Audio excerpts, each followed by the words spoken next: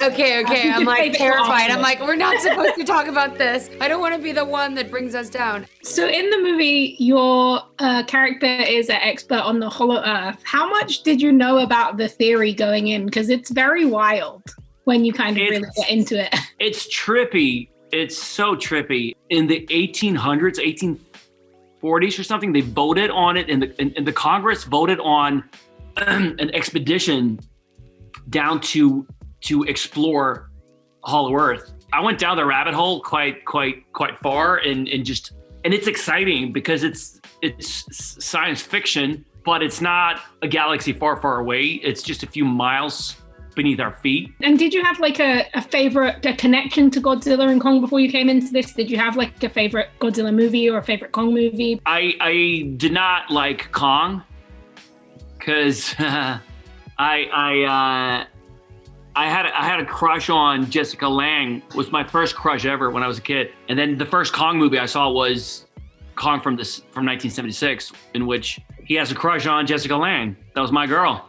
And so I got infuriated and I've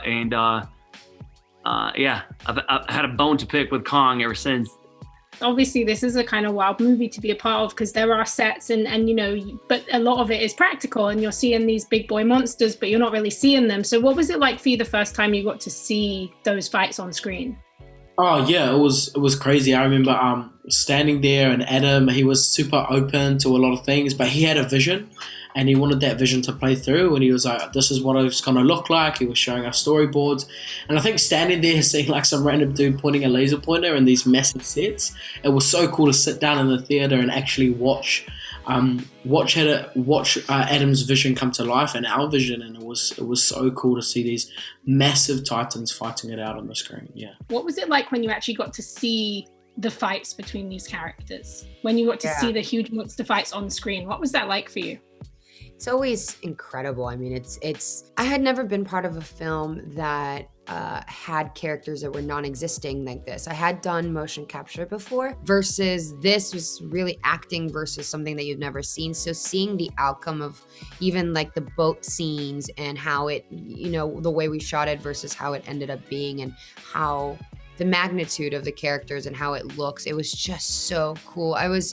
I felt like a little girl watching the movie, and it was fun because as an actor, sometimes you go in and you can't really see the movie without, you know, overthinking, oh my God, me and my performance. And it was the first time that I was able to watch the movie and just was like, who cares? Am I in the movie? I don't know. Like, I love this film. This is so exciting. Who's gonna win? Like, it was like, I've never even read the script.